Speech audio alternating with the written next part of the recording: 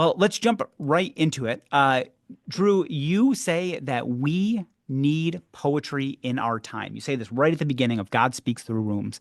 Mhm. Why is this? Why do Christians need poetic interaction with the Bible, particularly at a time like this? Mm. Yeah, I mean, I think poetry is something that I would say all of us need it, whether we identify as Christian or not. That there's something about the invitation that poetry gives us into mystery, into curiosity, that in a time where we're being where a lot of us are coming up against the limitations of the answers that we've been given to how the world works. Or when I think about it inside of the church context, we've come up to against the limits of some of the pat answers maybe we've been given in Sunday school about our views of God and what it means to be human in the world.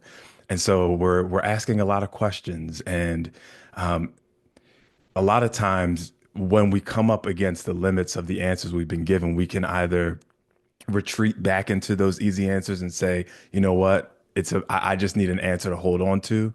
But I think what poetry does is it invites us deeper into the questions, into the mystery of it. And you know, and I think maybe we'll talk about this a little later on, but I think there's a reason that so much of scripture is filled with poetry. And from the Psalms to the prophetic text to even the ways that Jesus talks about or delivers his parables. There's a lot of poetic devices in those, and I think that one of the things that does is it invites us more deeply into the questions of what it means to be human, what it means to love, what it means to be in love with God, with one another, with this world that we're in. And transformation more often happens in the context of wrestling with questions than it does being given easy answers. And so, Hey, it's Scott here. Thanks for watching this Theology Lab video. If you're enjoying it, you can subscribe to the channel below and you'll get more Theology Lab videos as soon as they're released. when I think about poetry in our time, I really think it's an invitation into the questions, into the mystery, as a part of our transformation, both individually and collectively together. And I was reading an article that came out not too long ago. It was simply asking the questions: have we re-entered a golden age of poetry? And that there's been this really a resurgence of people wanting to engage poetry. And I think part of the reason is what I was just talking about. Like, so many of us are really wrestling with these big cosmic questions that don't have easy answers. And poetry says, bring your questions here. They don't need to be resolved, but you can sit with them and see where they take you. Drew, that's a super intriguing response. I think there's a lot of folks. There are probably a lot of folks in this call, a lot of folks that'll be listening to this or watching this, who are at a place in their faith where they're asking big questions. Like as you said, they've heard certain answers that just don't seem to work that the way they used to. And if poetry can offer us a way into those, especially where change can happen, and like the challenge of that, and sometimes maybe the insecurities of that as well. That's really enticing. We are going to kind of go back and forth with questions tonight. I'm going to ask you kind of general questions about poetry, faith, and reading scripture. And then in between those, get a chance to hear you read poetry. So I'm going to ask if you would to read us the poem. I believe it's called Views. This is based on Luke chapter 4, verses 5 to 8, and the temptation of Jesus. Could you read this? Tell us just what animates you in reading this poem. And I would love to hear just a little bit about what the process is like for you going from reading scripture to crafting and expressing a poem in this contemporary context like you do. Absolutely. So I'll say a little bit about just the concept of the books, both books in general. Of these are books that are in conversation with the Gospel of Luke. So all of the poetry is in conversation with different verses within the Gospel. and it's not meant to be a commentary, it is trying to bring all of myself and you know the current context in which we live into conversation with the text. And so this particular poem, as you mentioned, is in conversation with the temptations. Jesus is in the desert, and Satan comes to him and offers him these three temptations. And so this poem is called Views, and it's a what we would call a persona poem. So really the what you'll hear is I'm writing the poem from the perspective of both Jesus and Satan, the accuser, in conversation, and they're kind of going back and forth. So this poem is called Views. The view from up here is beautiful. There's nothing like a penthouse with a private rooftop deck to look out on all you have conquered. I mean, to look out at the city. This unobstructed view. You can see from sea to shining sea, from the East River to the Hudson. It makes me want more, and you can have it. Imagine the development you could do. We've already flattened Mannahatta, gave it a better sounding name, and cleared out Seneca for our premier park. Let the horizon be your motivation. You only have to invest the small sum of your soul and your people. You're selling this thing real good, but I'll pass. That price is too high for my liking.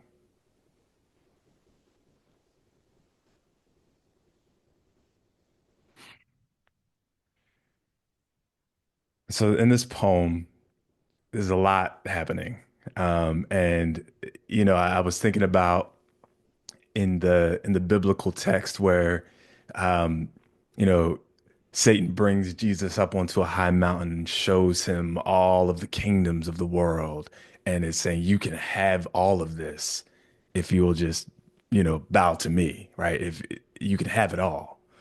And so what I'm doing in this poem is really setting that in this context of, so, living in New York, this is very, very, the imagery of New York is here. So it's as if Jesus is being brought up onto the top of a, penthouse looking out over Manhattan. And it's almost as if Satan is this sort of real estate agent making this trying to sell the city to Jesus and saying, you can have all of this. You can have it all. And what's happening though is there's some subtle things in here where it's really hinting at the the cost of what having it all means. And you know, the sort of taking on the what you do with power in order to get what's yours, you conquer whatever's in your way. And so this imagery of having conquered Manhattan, which was once indigenous land called Mannahatta. That means hilly land. And so I'd say, we've already flattened Mannahatta, gave it a better sounding name, and cleared out Seneca for our premier park, which is a reference to Seneca Village, which was a African American community that was located where Central Park is, that was completely demolished and flattened in order to make room for this park, and so it's really just kind of getting at what it means to sell your soul and to sell out your neighbors, to sell out your people in order to get power, to take hold of this temptation that's being offered to you. So yeah, I mean the poem kind of you can get inside of that, and I don't know what kind of comes up for you when you hear that, but it was really me just trying to bring that exchange and that temptation into my modern context, and put myself inside of the narrative. I love that. There's follow-up. question I want to ask you about what this means for engaging the Bible, but I'm going to hold off until you've either read your second or third poem a little later on. Yeah, yeah, yeah. Let me go to this question here. You know, right at the beginning of God Speaks Through Wombs that you write unapologetically as a black man. I'm wondering if in writing these books, you could tell us what does it mean to write for those who share that identity and for those who don't? Like, what do you want different audiences? What do you hope different audiences will get out of your poetry? Yeah. Well, when I first started writing this book, it wasn't actually, I didn't write it, I didn't approach it as I'm trying to write a book. It started for me as a spiritual practice. And both the reading of poetry and the writing of poetry are very much spiritual practice for me. And I started writing this book at the beginning of 2020 as everything in the world was changing, right? We go into lockdown. I'm in this tiny New York City apartment with my family, 5-year-old twin girls at the time, and yeah, it was like all of that was happening with the pandemic, but then there was also just this everything that was going on in terms of what people are calling the racial reckoning of 2020, right? And just the murders of Ahmaud Arbery, George Floyd, Breonna Taylor, and all of the conversations that were swirling around those things. And I found myself in so many spaces where I as we're having these conversations, I found people like, and I would share my own experience and my own story of just navigating this world, navigating the landscape of America in this body, and some of the things I've come up against. And I had people really kind of question the legitimacy of this of what I was saying, right? My own narrative. Am I making this up? Am I right? And so part of my coming to poetry in particular and to coming in conversation with the Gospel of Luke was I found myself needing to be in conversation with some people who I didn't have to convince myself to, and who could resonate with where I was coming from. And Luke, in his gospel, is interested, one of the things he's interested in is centering the voices of those who are on the margins and the narrative of the gospel that he's telling. And so the centering the voices of the poor, centering the voices of women in his articulation of this gospel narrative. And so I was like, there's something about Luke's gospel that I feel like I can be in conversation with the characters in the story who know what it means to kind of experience the underside of empire, to live kind of on that side of things, and to have to navigate and wrestle with the questions. And so that's really one of the places that this rose from. And I felt like, growing up in the church context that I grew up in, was a pretty, conservative fundamentalist Baptist church, independent fundamental Baptist church, where you really bringing your full self to your reading of and interpretation of text was not encouraged. So it was really, you were really told there is a plain reading of the text. And so you have to, you know, put to the side any of your own kind of things that you would bring to it and just come to the plain reading of the text. And, I just, through my years of, studying scripture, studying theology, have just come to this place of saying there isn't really no such thing as a plain reading of the text. That every time we come to the text, no matter who we are, we come with our lenses, we come with our experiences, and that's not necessarily a bad thing, but I think it's a thing that we need to acknowledge. And part of the journey is to become conscious of the lenses that we bring to the text. And then part of the beauty of it is that when we can bring our full selves to the text and come into conversation with others, then we start to see, oh, there's a whole lot happening here that, maybe I didn't see, from my particular lens because that's not my social location. That's not the way that, the text is meeting me. But it's multivocal in that sense. There's so many things happening.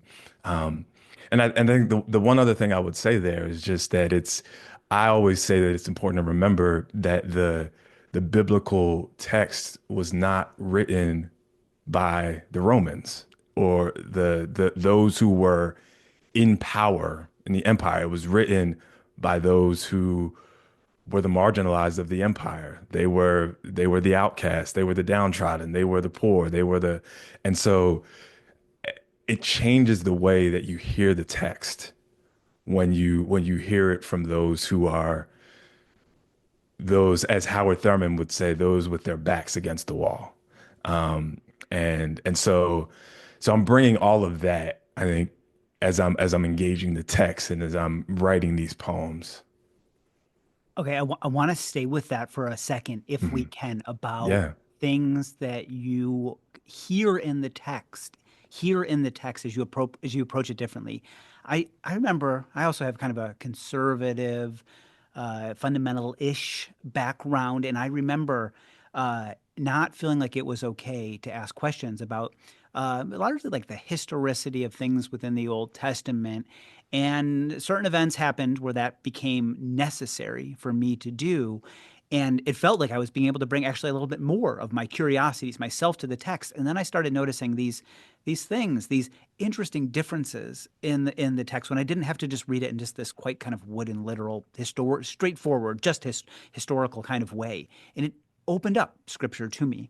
I'm wondering if, going on, digging a little deeper into what you said, if there are ways is and then where as you were able to get the sense of bringing more of yourself, of these gifts around poetry to scripture, not only was it freeing for you, but did you begin to see things differently within the text itself, new things within scripture? Absolutely.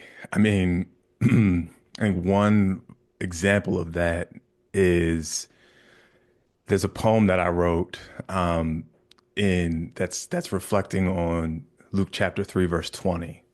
And it is a very sort of Passover verse where it's kind of transitional in the narrative. Jesus finds out that his cousin John has been arrested, right? And there's not much that's said at that point.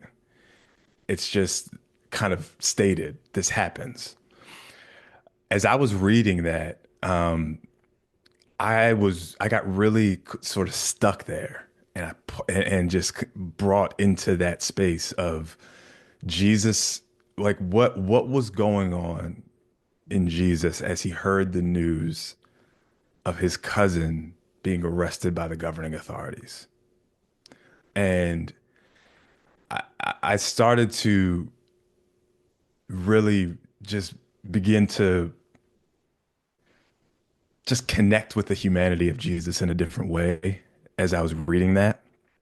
And just thinking about my own, just my own experience of the realities of something like mass incarceration that impacts disproportionately impacts the African American community. And I mean the numbers are staggering around that. In particular, you hear numbers like one out of every three black men between the ages of 18 and 35 are in the prison system, right?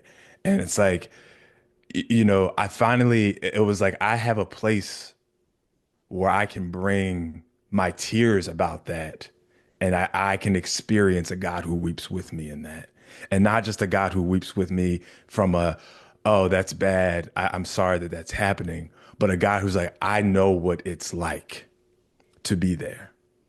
I know what it's like to hear that news.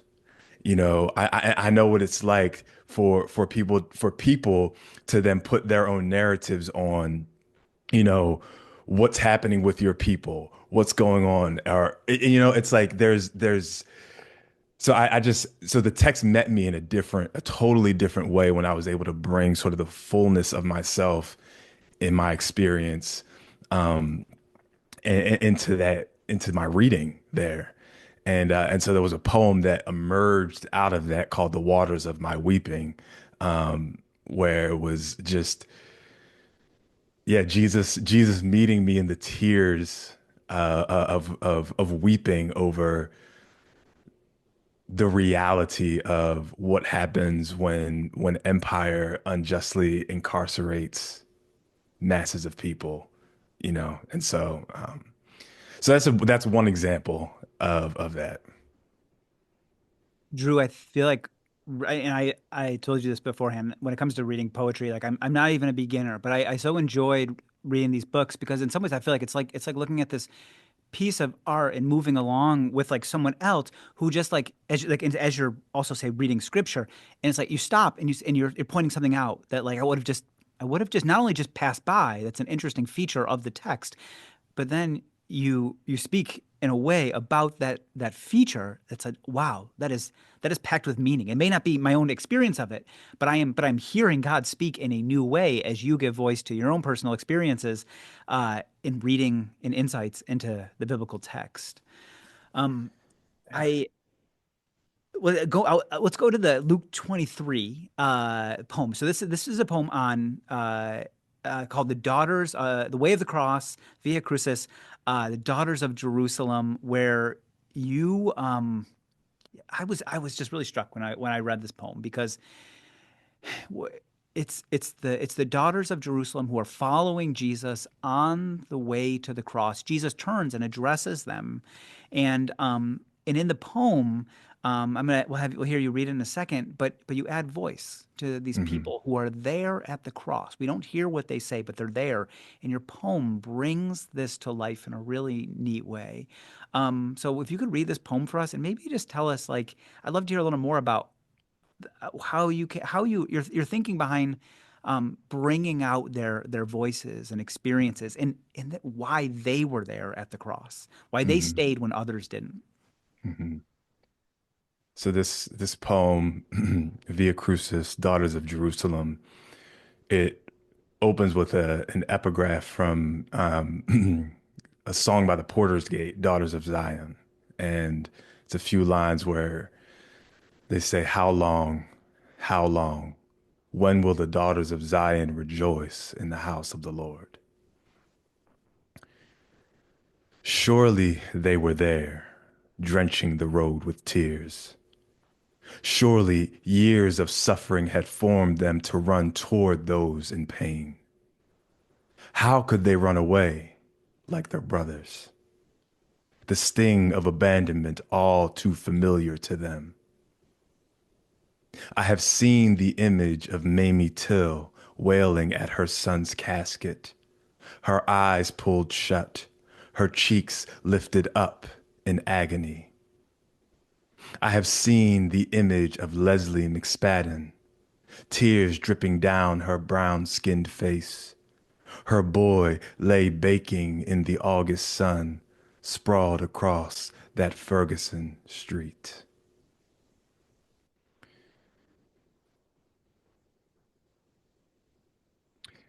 You know, I think as I was writing this poem and just thinking about the mothers of those who have watched their sons lynched and use that term very purposely, to talk about this act of intimidation, right? To say, lynchings were always acts of public intimidation. And so when you think about what was happening at, you know, what the cross, what a cross was used for. I mean, could reference James Cone's A Cross in the Lynching Tree where he talks about this, but just this act of the governing authority saying, do not challenge us, do not challenge Rome. This is what happens to those who go against our way, right? And so it was this public display of intimidation. And I think about something like the incident of the murder of Emmett Till and this the voice and the image of his mother wailing that really, you know, many say is the catalyst of the civil rights movement. That image of her wailing over her son's casket.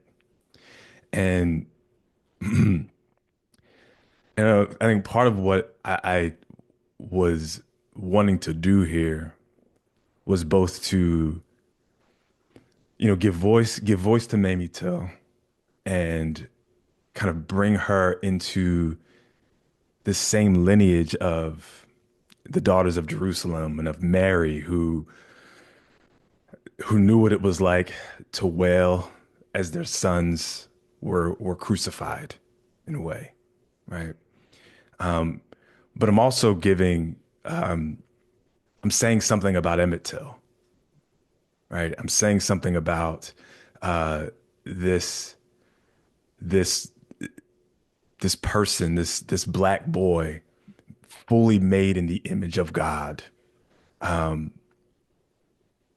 being completely being murdered, being disregarded, being dehumanized, and saying if we can't see Jesus reflected in the body of Emmett Till, if we can't see Jesus reflected in the body of Michael Brown laying on the Ferguson street for hours, right?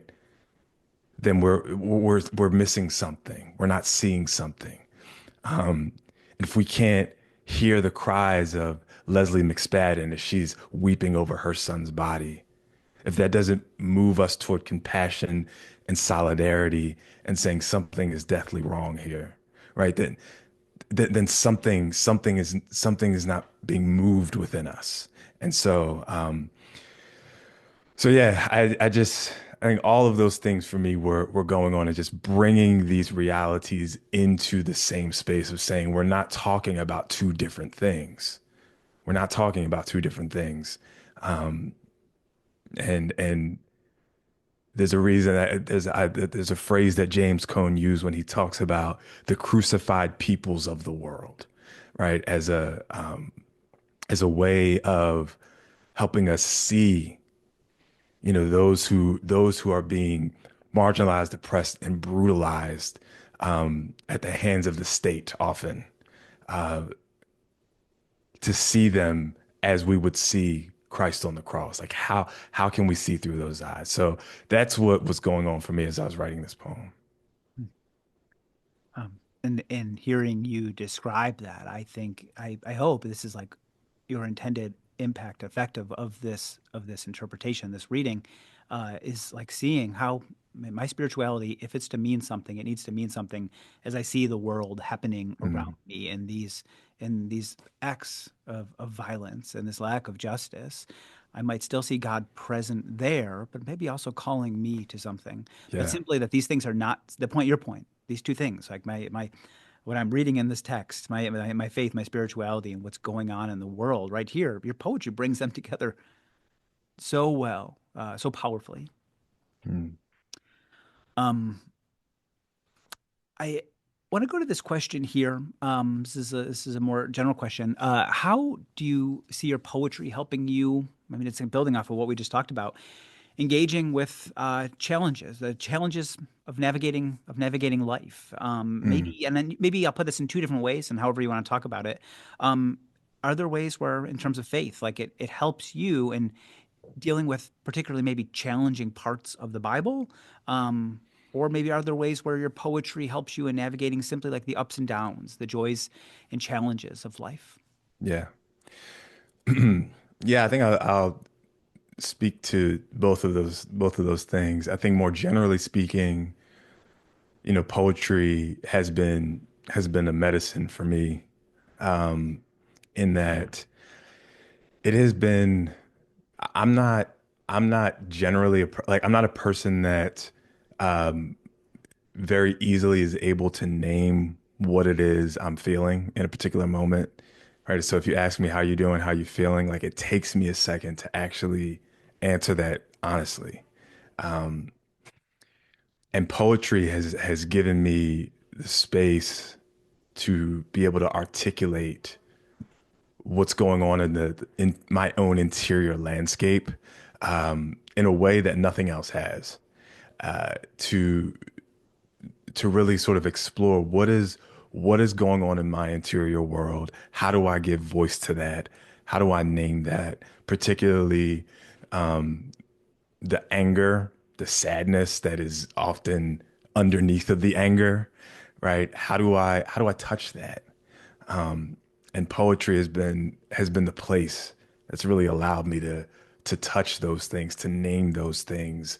I don't think it's any surprise that poetry has really surfaced for me in the way it has over these past number of years since my mom's passing.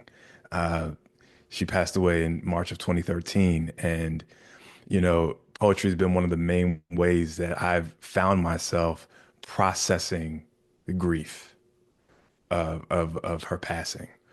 And so in that way, it's like, yeah, poetry has been a necessity for me. It because it brings has brought so much to the surface, in me, for me. It's also invited me to pay attention, not only internally, but externally, to the things happening around me.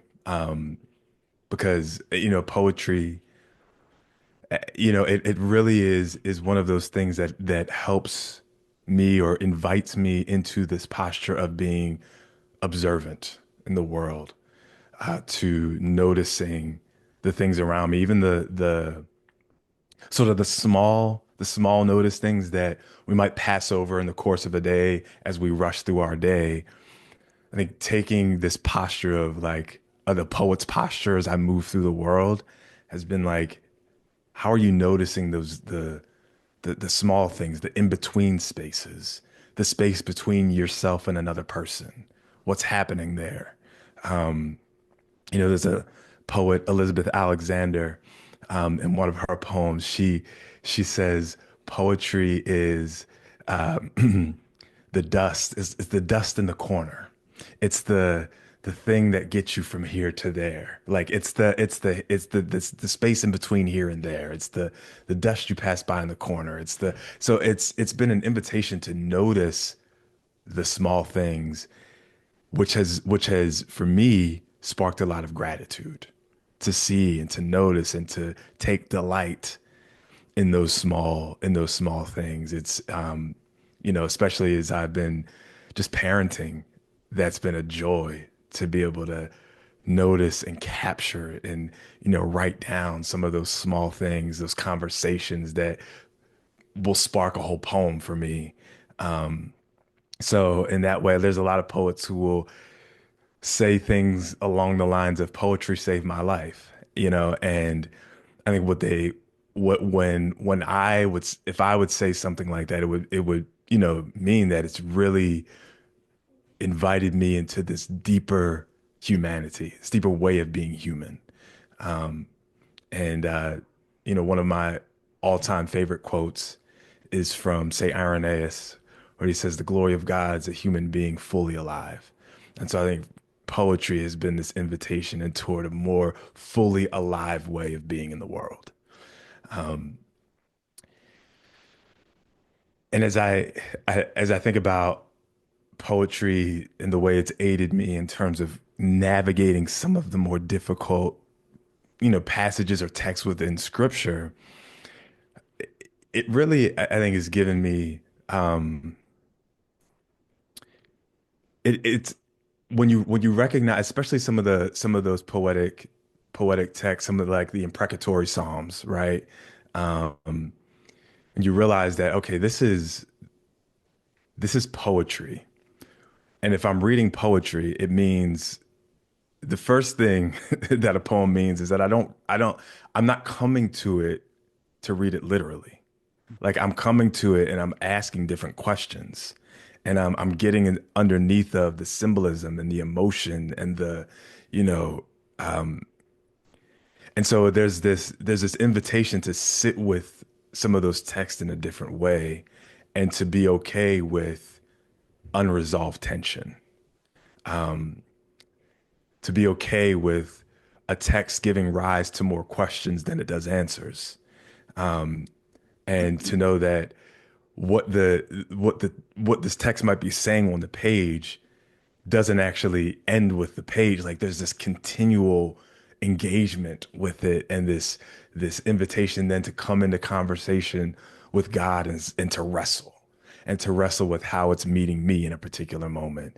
And so I think really it kind of circles back to what we talked about at the beginning of just it's really it's helped me because it said it's okay to have questions. It's okay to push back a little bit. It's okay to sit in tension and let the text do its work in that way. I think part of the work that text does, even the difficult text, is the tension that it gives rise to in us. And it invites us, yes, sit, wrestle with it, wrestle through it, sit with the emotions of it. And you know, we're not this isn't all like don't read this all as a history book. Don't read this all as a like in the same way that you might read a novel.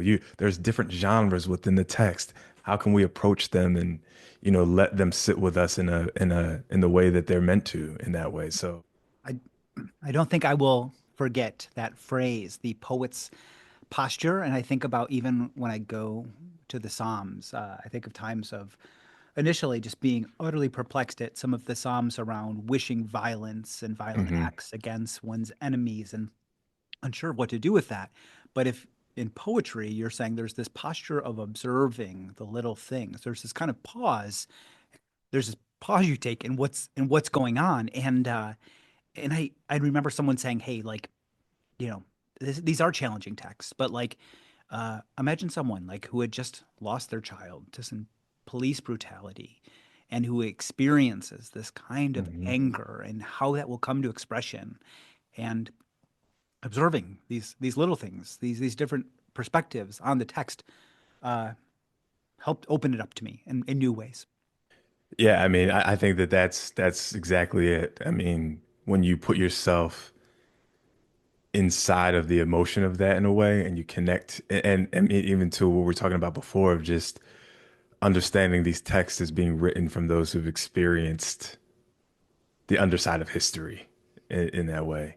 It's like I can hear it. I can hear the anger. I don't have to take it as God is telling them to kill the baby. Like, no, like I don't have to receive it that way. Even if someone says, and it's like, God said this, it's like, okay, let's also jump back and recognize how throughout history people have projected on to God their own anger in order to justify violence, right? And the ways that it's like, okay, how do I take all of this into account as I'm coming to the text, as I'm reading these difficult things? So this is and so poetry has been a help to me because it's been one of those ways that's been just be allow the text to be a spacious place, right? Allow it to be a spacious place. Hmm. Um, Drew, I don't know if this will make it in the video or not, but I'll tell you, I actually I have the flu right now, and I'm doing all right. I'm recovering. I going through our this. I was like, okay, I'm feeling okay.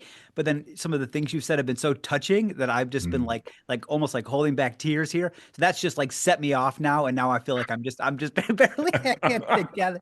But I say that out of as to tell you how much some of the things you've shared have how meaningful they've been. Mm. It's interesting to me, right? You chose the title of the first book to carry this title. God speaks through wombs. I noticed that at the end of Touch the Earth, you talk about the earth as a Hmm. womb that gives birth to the risen Jesus, Yeah. and just the dominoes fall in the creation of new life. Um, can you read this poem for us and then tell us what does this metaphor, God speaks through wombs, what does it mean to you? And then to our audience and listeners and viewers, just pay close attention to the last lines of this poem. It's really, really powerful. Mm. God speaks through wombs. In the days of empires and puppet regimes, God speaks through wombs, wrested and discarded because they were unviable. This is what they do. The Romes, the Babylons, the USAs, the men, tossed to the side as detritus, what they've deemed unfit to be utilized. But God speaks through wombs, birthing prophetic utterances. The object of public scorn, given the power to name the happenings of the Lord. Elizabeth is her name. Say her name. It is she who will be the one through whom the covenant is kept. She, like a priestess, speaks her word while the leading male voices are shut. Enough of this unbelieving religion that masquerades as faith. Divine favor is placed on what we have disgraced.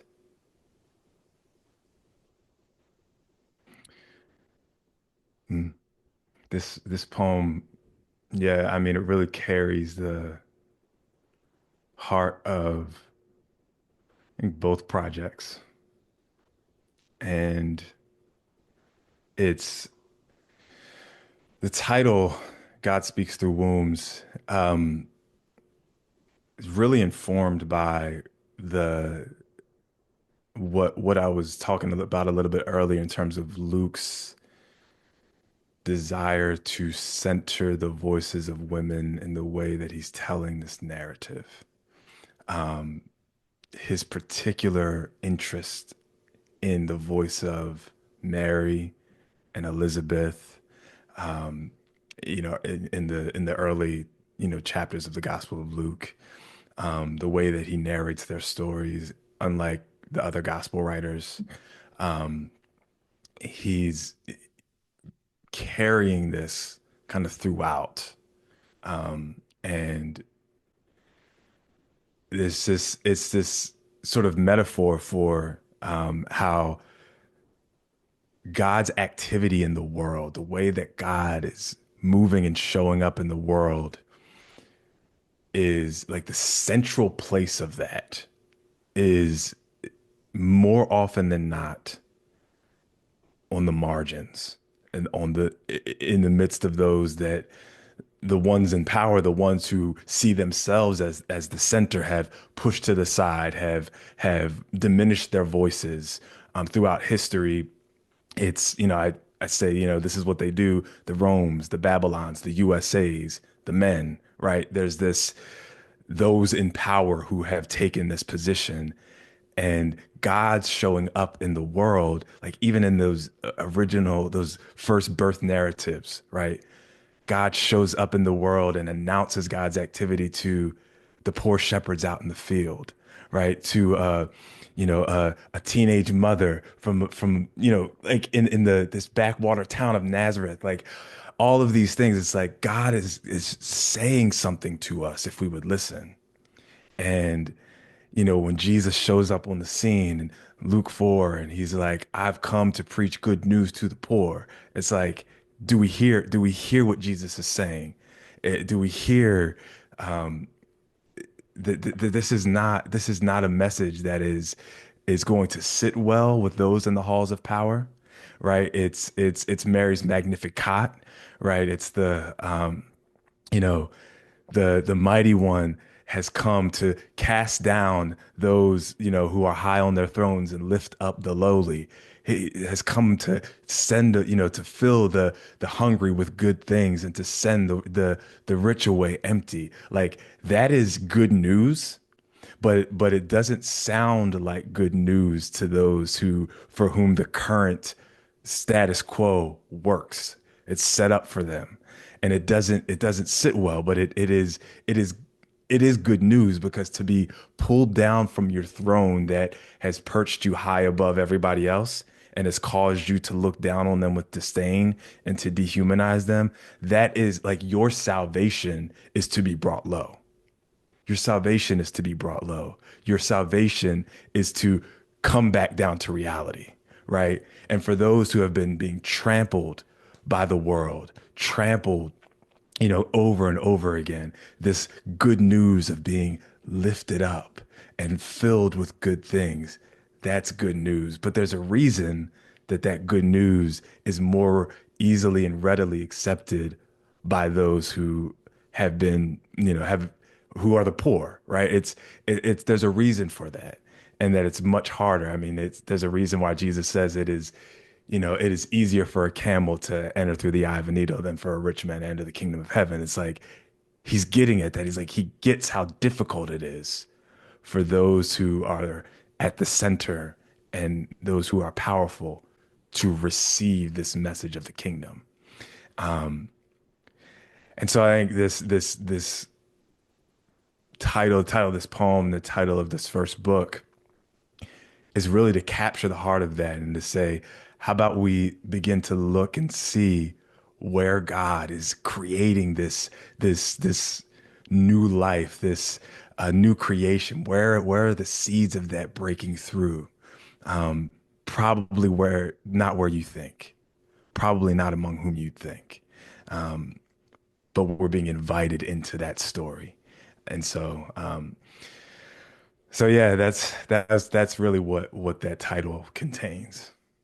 Uh, go back. I want to go right back to the beginning. One of the first things you talked about were, entering poetry because of and having a hard time with pat answers, with feeling like things were changing in the landscape of your faith. Um, for those who are watching and have struggling with a relationship to the Bible, struggling in areas of their faith, do you think there's a lesson from your time and experience with poetry that can be helpful? It's interesting because since writing these books, I think one of the most common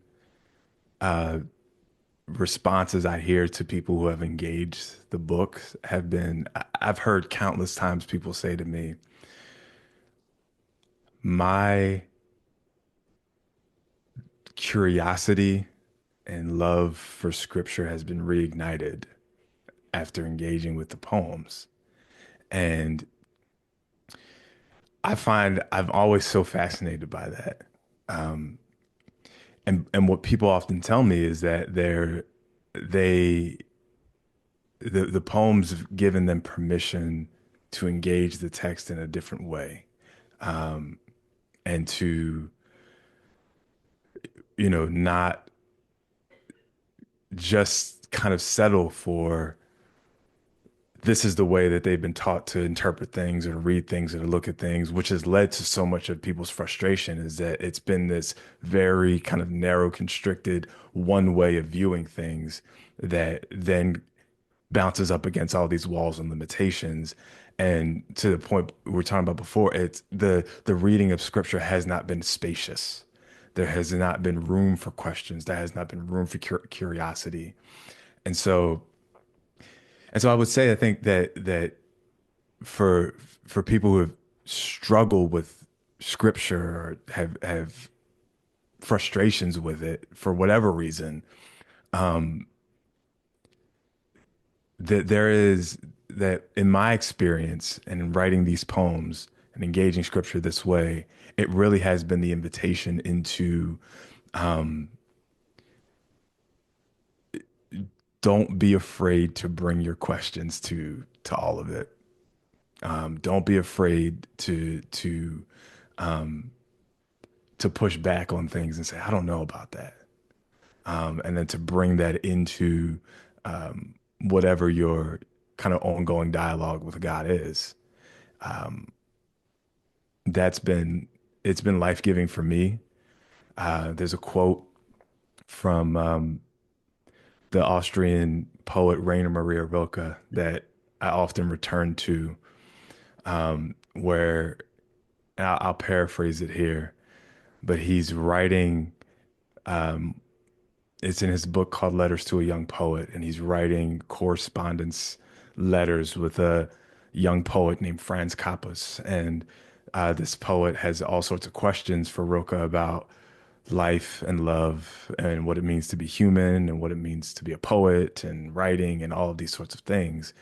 And Rilke says back to him, he says, be patient with everything that is still unresolved in your heart and learn to love the questions themselves, like locked rooms or like books written in a very foreign tongue. You know, you might not be able to answer all of the questions now, but live the questions. Live the questions now so that maybe some distant day you will live your way into the answer.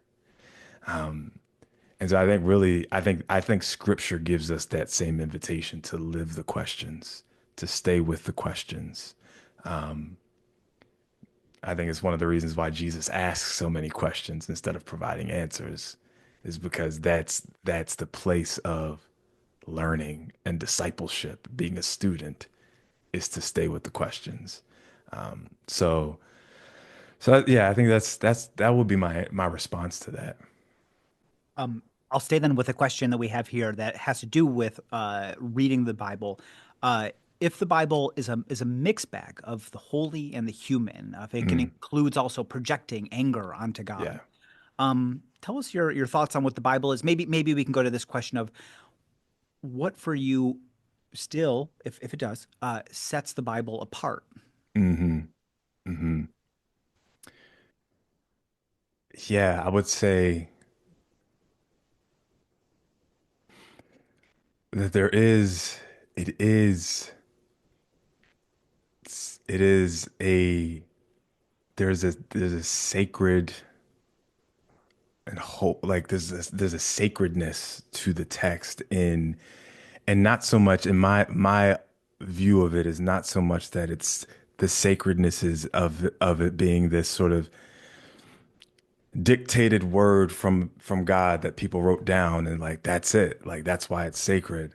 But there's something about the way that it captures the the divine human experience, kind of the full gamut of that.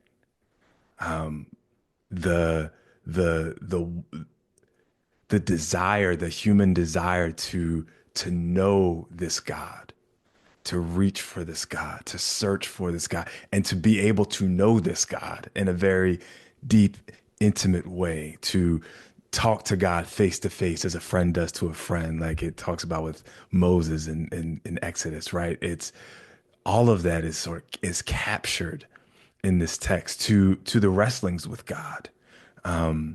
You know, I mean, the entire story of Israel, Israel being one who wrestles with God, one who strives with God, right? And so you get all of that in this text, and it's really just this narrative of this dynamic love relationship between divinity and humanity that is unfolding and continuing to unfold, that we find ourselves a part of, right? So in that sense, this word is living and active, right? It's unfolding. It acts on us and it invites us into this dynamic story, and says participate in it. You are already participating in it. Wake up to your participation in it, you know. And so to me, that's what sets the text apart from, you know, any other just text like book I would pick up off the shelf, in that it's really inviting us into the dynamism of that relationship. Uh, I love that. And it makes me think back to what you said earlier about the poet's posture and observing these little things and the surprising ways that God acts. Like if God really does speak through wombs, then possibly it's in that mixed bag that scripture is that we'll find God speaking.